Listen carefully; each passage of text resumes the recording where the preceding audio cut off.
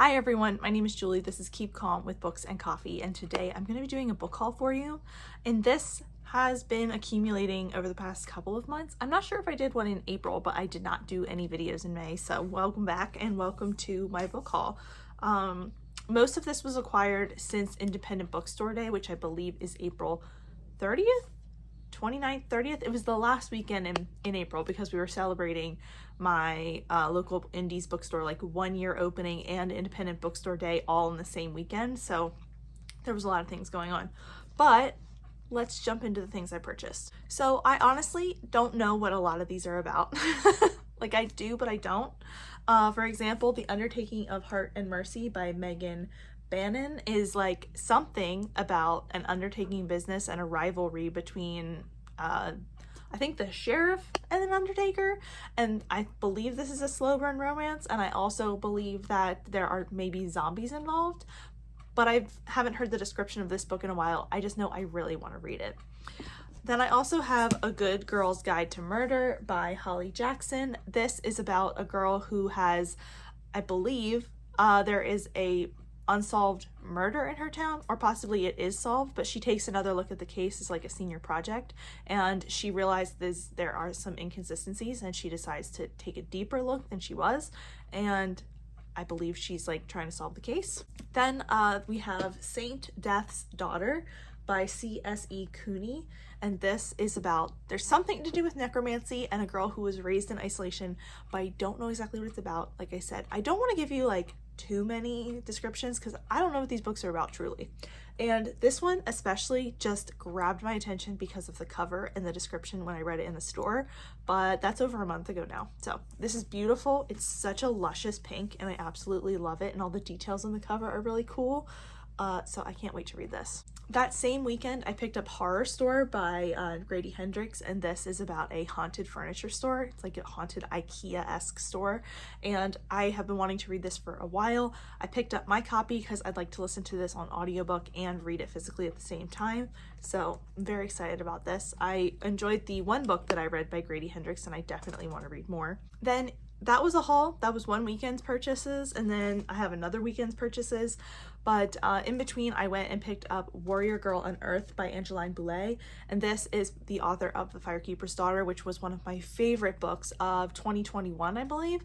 I loved that book so much, and this follows, I believe it's set in the same world, same like setting and same world as Firekeeper's Daughter. In this we're following another story of a young woman, a young Indigenous woman who is trying to figure out what is happening to missing and murdered Indigenous women in her community, and I am really excited for this. I shouldn't say excited, I am anticipating this. I didn't know it was coming out, and then a friend of mine told me one weekend, and I got super excited, went out and immediately picked it up. It came with, I got so excited because it came with a really cool little bookmark, as well as a print for that these are the things that my local indie had.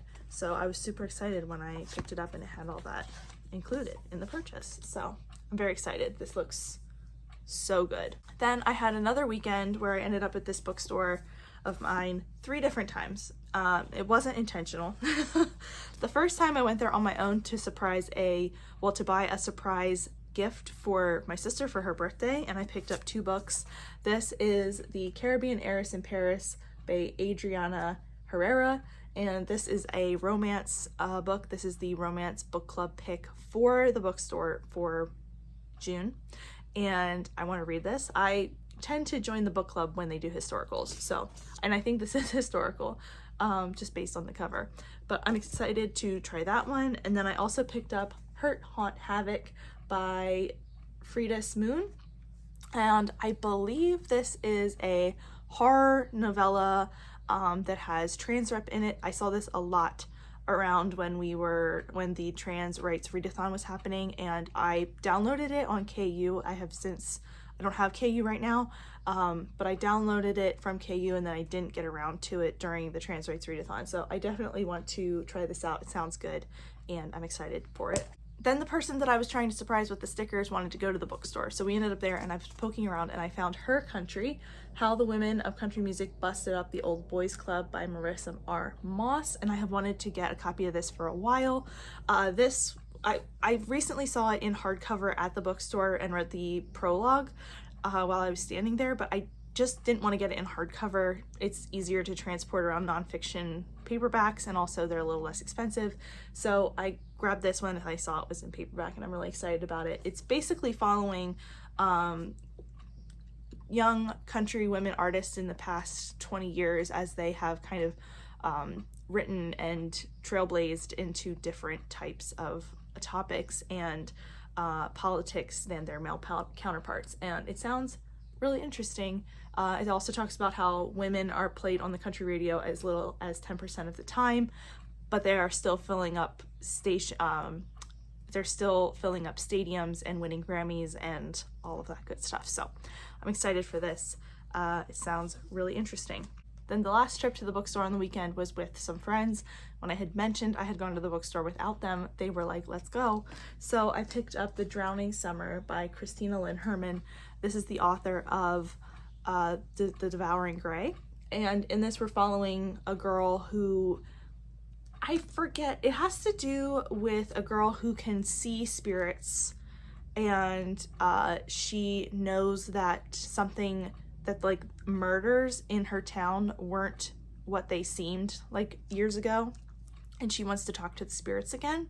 It sounds interesting. I have The Devouring Gray and I haven't read it yet, but this sounds like a very fun like summer beach read, like paranormally, but also murder mystery, but also YA. Sounds cute, and it's also sapphic, I believe.